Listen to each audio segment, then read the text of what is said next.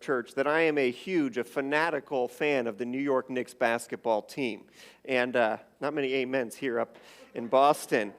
And way before there was Jeremy Lin, who I talked about a couple weeks ago, back in the 80s and 90s, there was Patrick Ewing.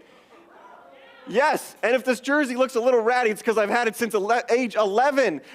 Now, if you're starting to wonder whether I'm using this sermon series to work out all my issues as a Knicks fan, you're right, I am.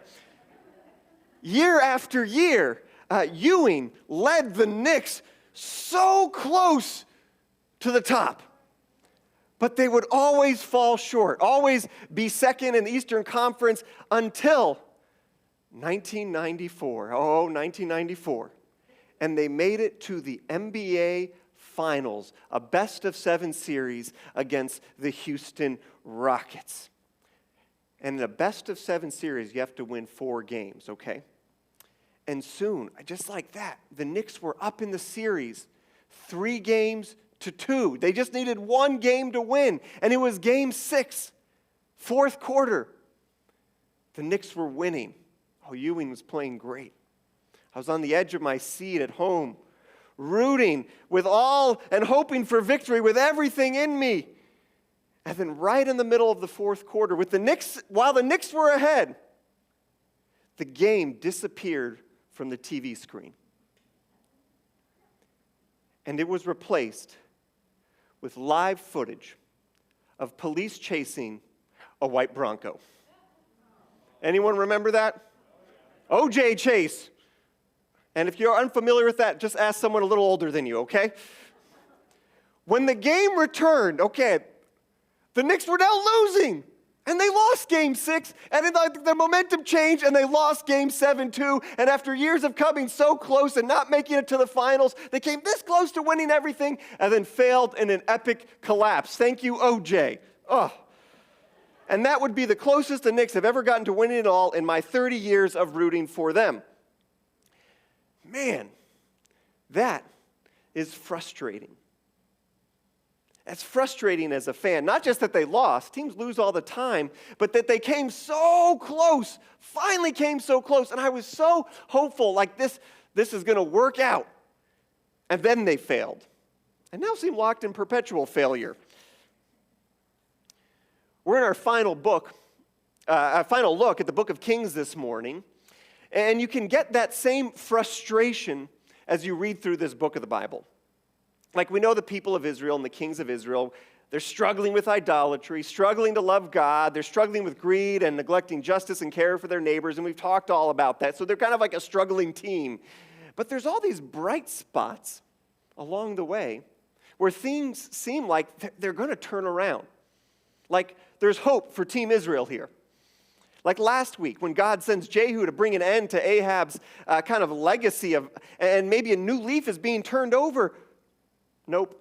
If you keep reading, Jehu isn't careful to follow God, leads the people astray, just like all the other kings before him.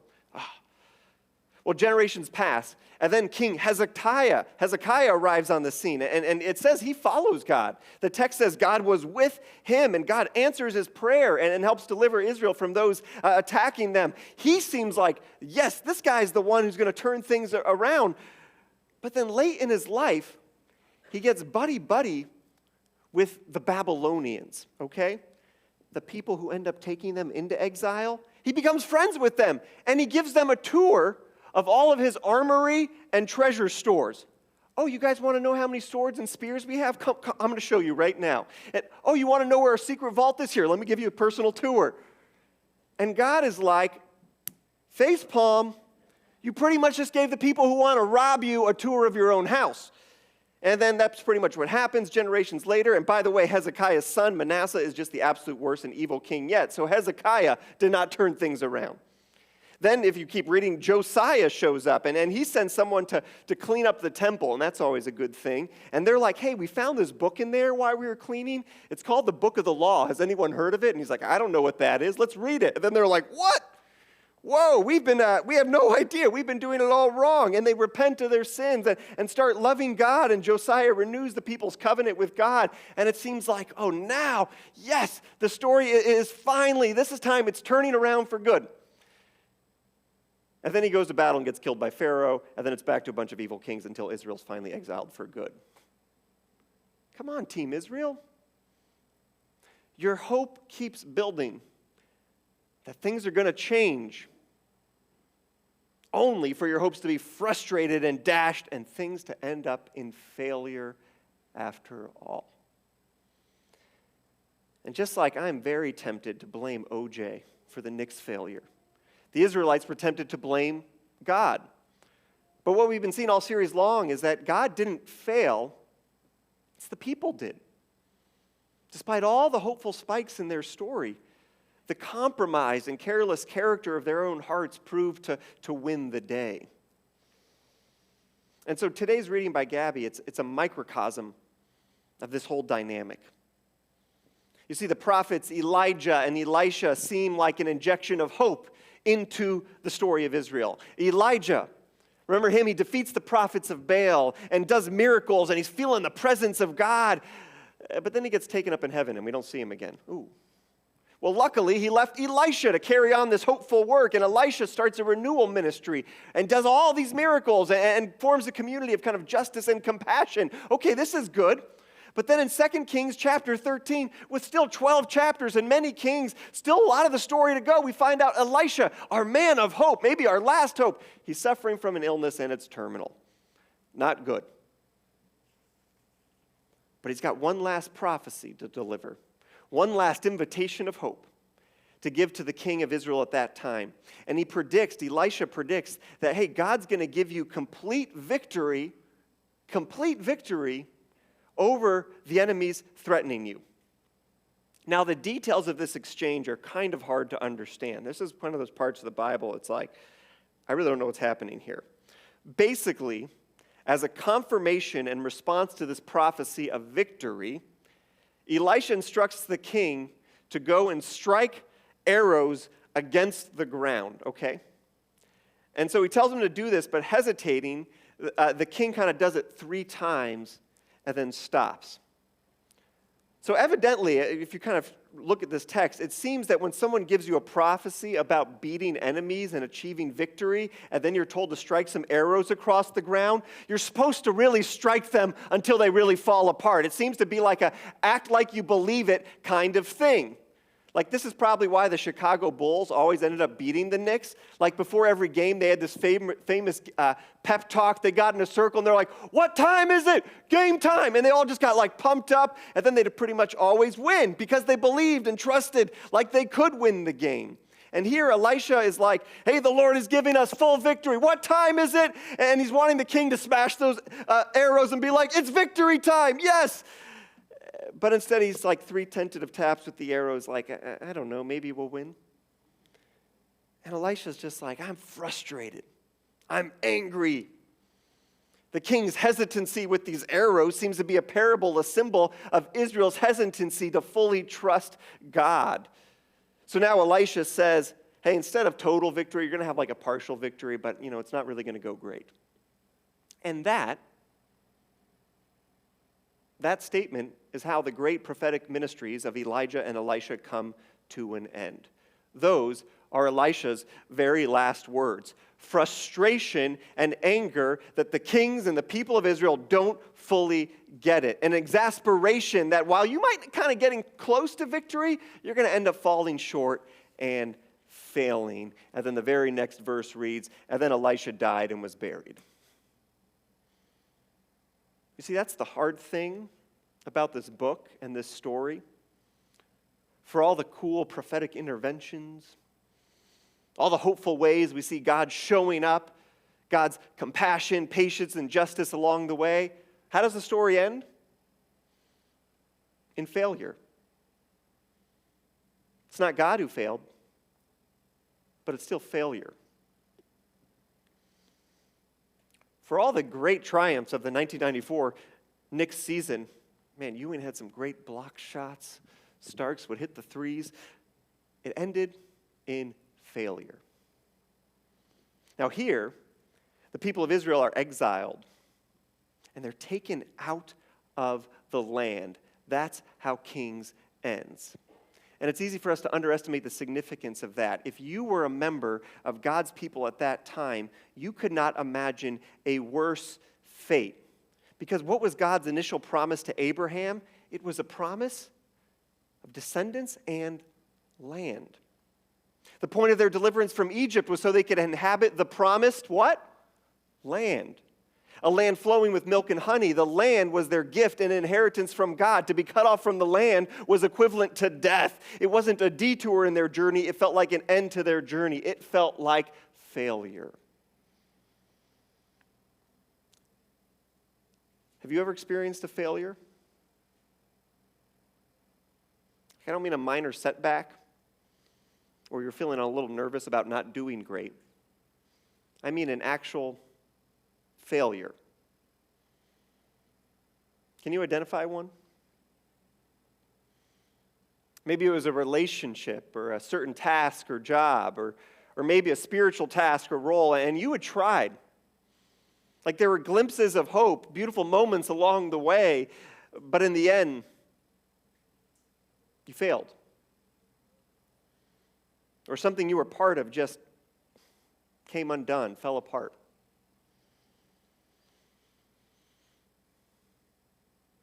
It's moments actually we don't love to talk about in our lives.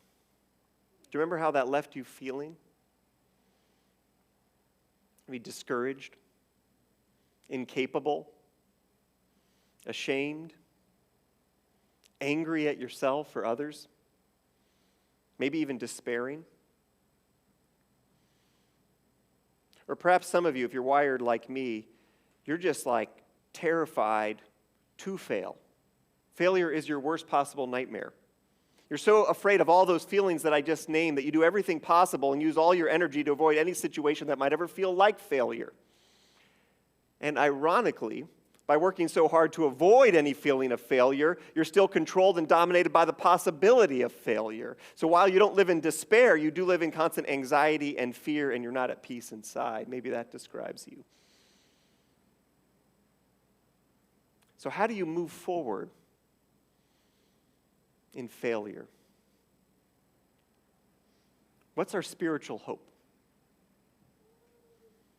I can imagine if I was an Israelite, now living in exile, reading this story of Kings about how we got there, my first response to the book might be despondence.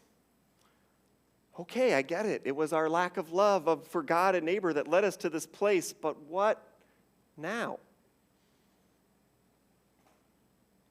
You know, I find that we are naturally receptive and super eager for prayer or spiritual support when we feel like there's a fighting chance, okay?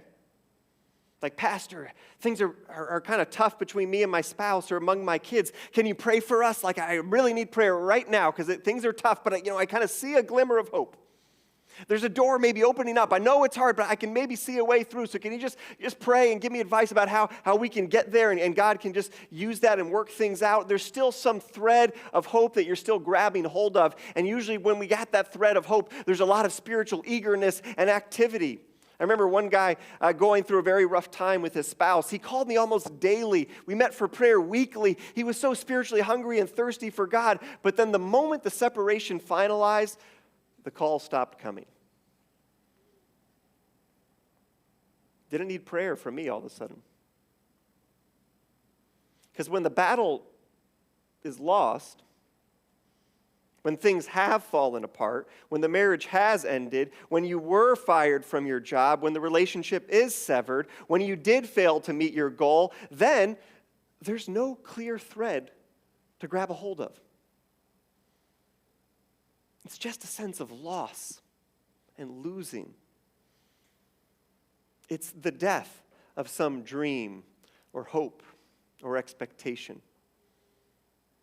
And so spiritually, we stop reaching out. We stop extending ourselves. We stop hoping, stop praying because we don't even know what to hope or pray for anymore. That's how the Israelites felt in exile. And this final bit with Elisha and the king confirmed it. Yep, We get it. We get the point of this book. We didn't listen to God, didn't listen to the prophets, and now we've ended up falling short in failure. That's where Elisha's story seems to end. But right when the reader might be tempted to draw discouragement from this chapter, and really the whole book, the narrator of Kings inserts one little last story about Elisha. A story about Elisha after he was dead and buried. Did you catch it at the end there? 2 Kings 13, verses 20 and 21, just 2 verses. Elisha died and was buried. And now this seems to be a little bit later. It says, now Moabite raiders used to enter the country every spring. Okay, guess that happens. And once while some Israelites were burying a man, suddenly they saw one of these bands of raiders, so they threw the man's body into Elisha's tomb. When the body touched Elisha's bones, the man came to life and stood up on his feet. Hold on, what? Who is this guy? Where did he go? Like, shouldn't they have interviewed him? It's this random little episode, and then the text moves on, like as if nothing significant even happened. Like, why is this here? Well, some scholars think, well, that's just a cool legend about Elisha's bones that the author thought was too cool not to tell. And it is cool. Like, if that happens to me after I die, someone touches my bones and rises up at my funeral, like, tell it, okay? That's cool. But I think the insertion of these 2 little verses was not really about the author showing how awesome Elisha was. Oh, like, ooh, even his bones can do miracles. I believe it's really meant to be a secret coded message from the author to the people reading this in exile. A secret coded message. I'll give you an example. Back in February, when NASA's Perseverance rover made its descent to Mars, it deployed a parachute. And the parachute had this very unusual, strange arrangement of red and white chevrons. Like, it seemed totally random. Like, who picked this? Did they let the scientists who designed the rover pick out the design for the parachute too? This makes no sense aesthetically. Any Martians who see this are going to think we have terrible taste as Earthlings. Well, it turns out a bunch of scientists did pick this design because their goal wasn't to display a nice, beautiful parachute, but to encode a secret message to all those watching the landing. And within 6 hours, all the internet kind of sleuths and nerds realized that the colored chevrons were arranged in concentric rings that encoded a 10-bit pattern. I read that. I don't even know what that means. I tried my best to read an article and understand it. I still don't get it. But basically, if you decode the pattern,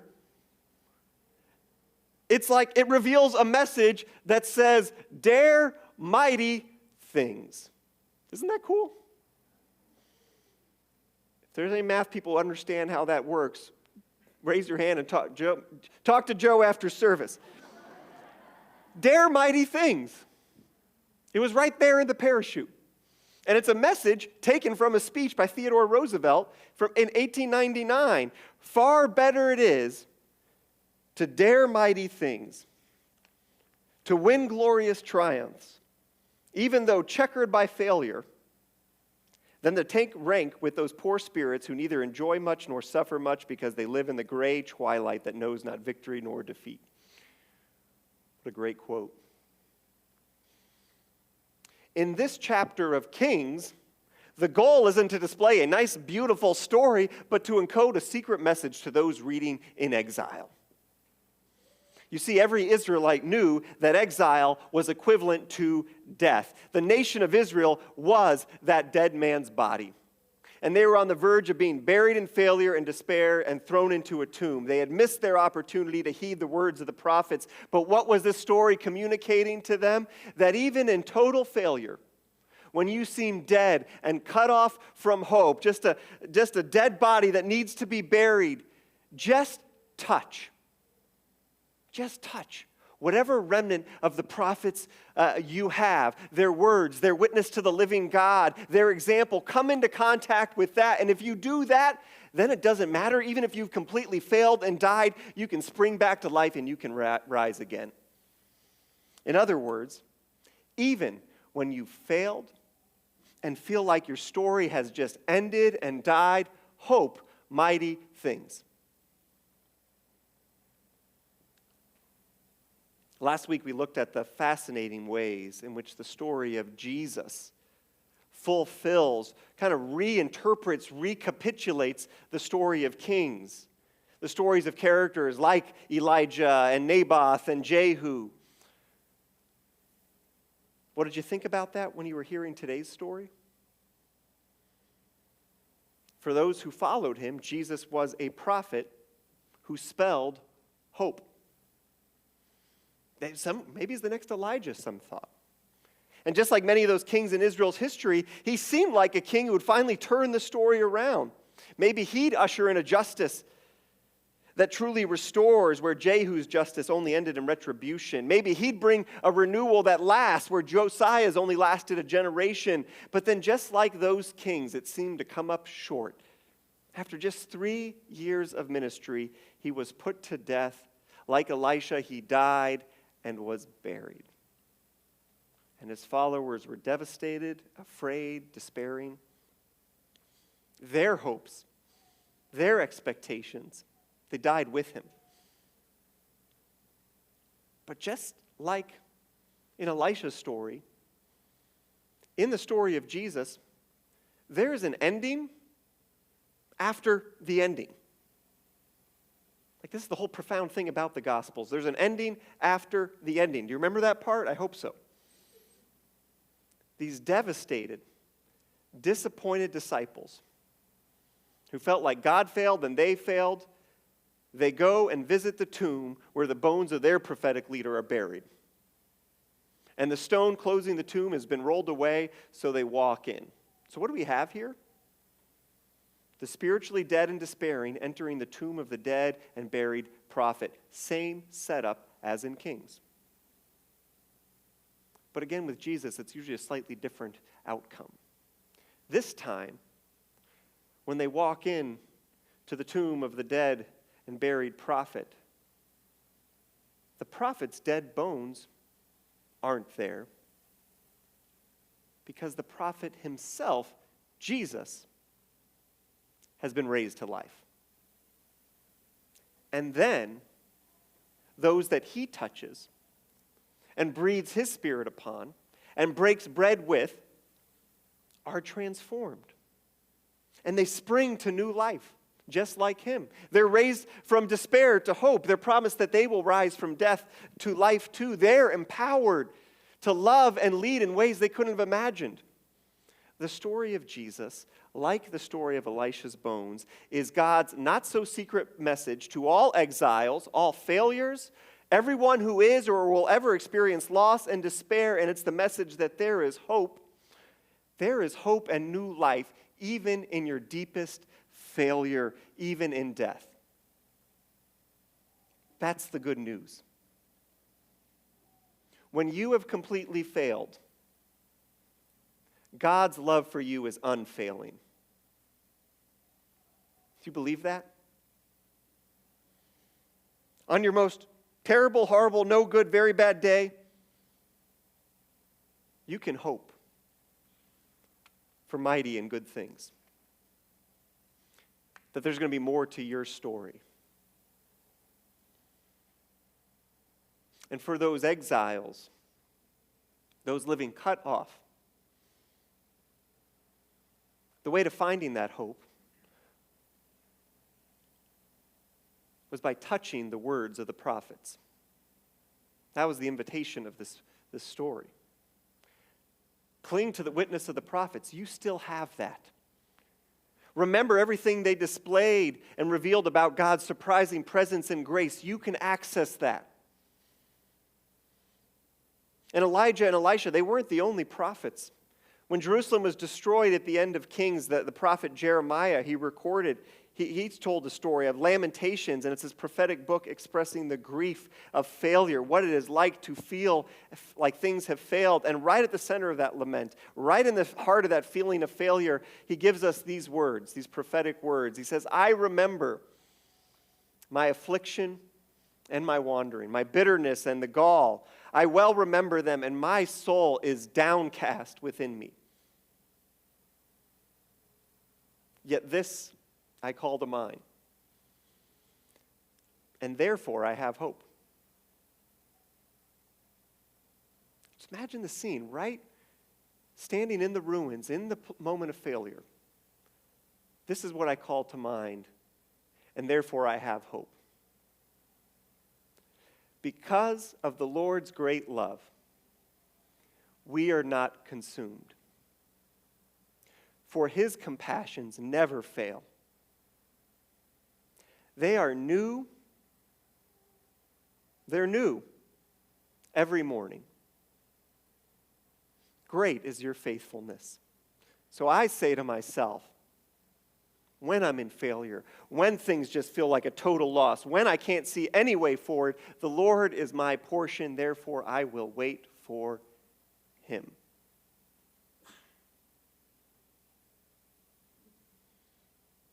What does it mean to touch the word and witness of the prophets when we come to our moments of failure? It means to look for the new mercies of God. I don't know about you, but so often when I reach the point of failure or disappointment at the end of a long road, I want to find like the redemption, the hope by looking back at the past, what I just came from. Like I just wish God went back and made those people act differently. Or I want to just beat myself up for not being different. And I keep replaying the past in my head, wishing it were different, wishing God just kind of re-delivered it with a different outcome, and I just kind of play that over again. God, can you give me the outcome that I wanted? But God invites us to grieve the past and then look for new mercies today. Or wait for them to come tomorrow. New opportunities. New things that God is doing, which are often not what we imagined. That's why they're new mercies, not the same old mercies. We can't dictate to God how the story should play out, but we can trust that God does have new mercies for every single one of us. The mercies of God for you, they're new every morning. Do you believe that? Can you access right now a time when you hit a roadblock, a stalemate, an ending to something? I think God provided a new mercy you never expected.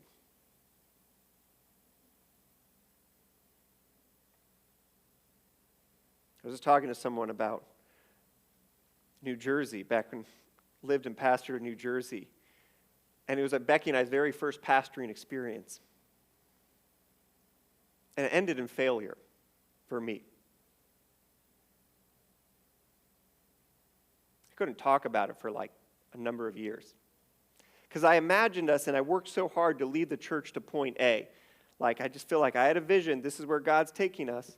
And I'm kind of strategic, too. If we don't get to point A, at least to outcome B. Like, I had the backup plan, the God-approved backup plan. And if we didn't get to point B, worst case scenario, I know, God, you can deliver us to point C as well. We actually went to point Z, okay? Which I never imagined. And it hurt. And it felt like such a great failure for me and that church. And I felt ashamed and angry and despairing just about church, anything related to it, about my own ability to pastor. I had just started my pastoral career and already crash landed, like not a great start.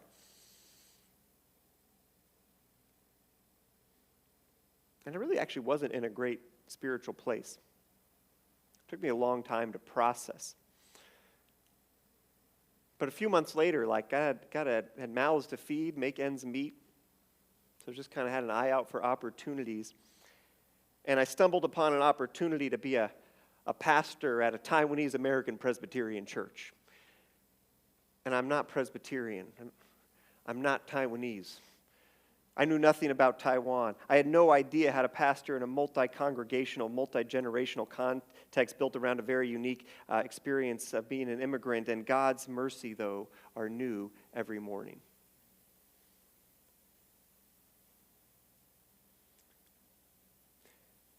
Those 2.5 years were some of the most formative and healing years of my life.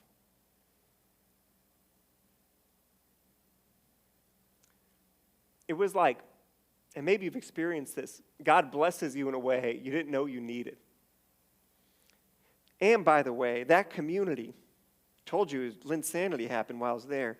They took my oldest son to his very first Knicks game. There he goes. Now he's the one putting that on the screen. God gave me a joy-filled ministry I never imagined or conceived of, right when I couldn't ever imagine enjoying church or pastoral ministry again. Wasn't sure if I'd ever even continue in that path. And why? Not because I was a success. Not because I deserved it. Because God loves me, and that's how God works. His compassions, they never fail. They're new every morning. Great is your faithfulness.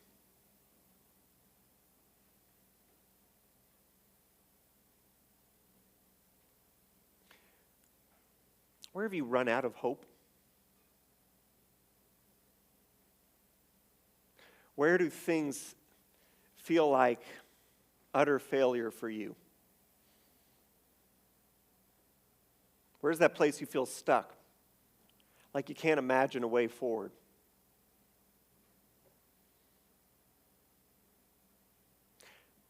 I want you to be encouraged today that God's mercies and future for you are not at all limited by what you can currently imagine or plan or scheme. There is more for you and your story. There's more. The invitation for the exiles was, you can stand here in failure and name your grief, name your anger, but cling to the words of the prophets. Cling to hope, because it is real.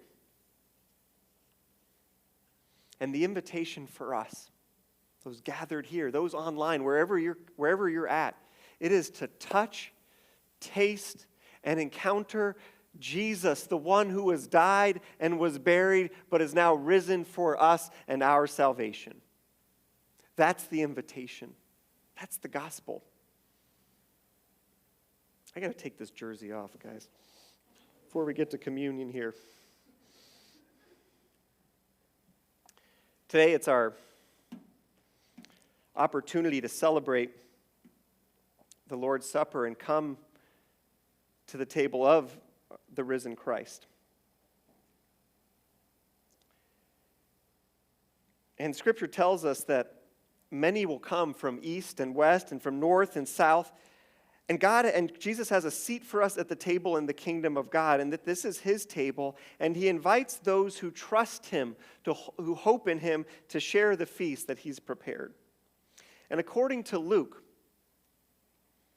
when our risen Lord was at the table with his disciples, he was walking along on a journey with those who were so disappointed and down.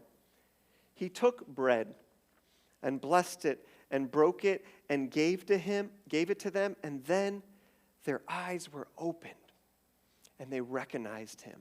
Right in their disappointment, they realized God is with us, alive, raising up our hope. We're not alone. It's your invitation today. It's to, as we share in this table, to know that the risen Jesus is with you.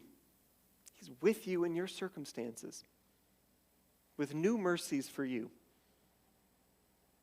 I hope you know that, can celebrate that and enjoy that as you come to the table today. I want to invite up Phyllis and our worship team. And in just a moment,